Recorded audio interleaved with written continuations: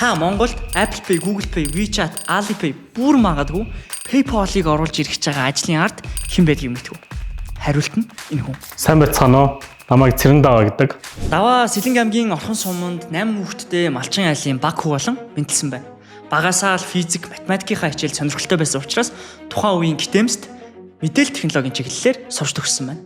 2001 онд төгссөн даруйдаа Голланд банкнд ажилд орсон бөгөөд түүний Голланд банкнд ажилд орж эхэлж исэн карьерийн эхлэл Монголын банк санхүүгийн салбарын эд хөгжил хоёр яг давхцсан байна.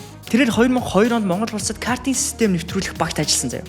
Нэмээд дээрэс нь дотоодын санхүүгийн технологи хөгжүүлэлт бүр болоогүй интернет банк хүртэл хийж байсан байна. Тухайн үедээ олон инженертэй баг байхгүй байсан учраас sysadmin, сүлжээний инженер, системийн инженер, cyber security хөгжүүлэлт гэд бүгдийг нь өөрөө хийдэг байсан байна. Төд удалгүй 2004 онд өөрийн бүхэлдэн хилцтэй болж Голланд банкны мэдээлэл технологийн хэлтсийн захирлаар хүртэл томилогдсон байна. Ердөө 3-4 жил дотор шүү дээ. Даваа захирлын үед 2018 он хүртэл нийт 17 жилийн хугацаанд банкны салбарт ажиллахдаа тухайн үедээ Голланд банкны эхлүүлж исэн 3 томоохон финтек төсөлд хамтран үүсгэн байгуулагчид ажиллаж байна. Бүр тэгэж зогсохгүй одоогийн social pay төслийн суурийг тавьсан байна.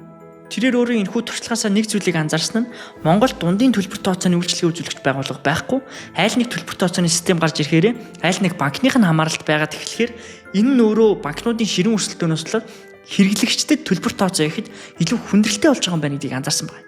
Тийм ч учраас тэрээр банкнаас гарснаас хойш 5 өөр технологийн төсөл хийсний нэг нь болохоор Bono.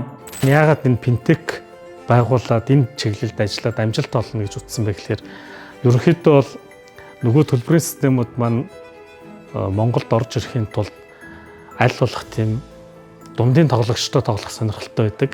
Банкнууд бол мэдээж бүгдээрээ л за бид нар нэвтрүүлээ манад эксклюзив өгч гэдэг юм уу бид нар төрүүлээд энийг хиймээр байна гэдэг яг энэ өнцгөөс хардаг.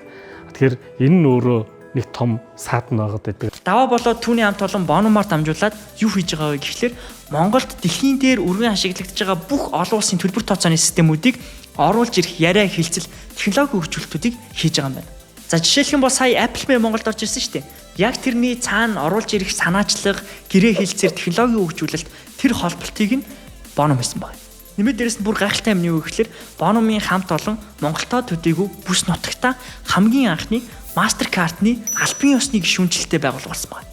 Тэгэхээр Bono-ийн хамт олон улсын төлбөр тооцоонуудыг оруулж ирж технологийн хөгжүүлэлтийг гадаад харилцаа хийхээ хажуугаар Монголын банк санхүүгийн салбарыг илүү нээлттэй, илүү хамтын ажиллагаатай болгох ажлыг хийж байгаа гэсэн үг. За төгсгөлд нь бас нэг бөмбөгцөлж дээ. Тэр нь юу вэ гэхлээр тэдний зөвхөн iOS үйлдвэрлэлийн системтэй хүмүүс зориулаад Apple Pay-г оруулж ирээд зогсохгүй бусад гар утас хэрэглэгч нарт зориулсан нэг томоохон төлбөрийн системийг оруулж ирж байгаа юм байна.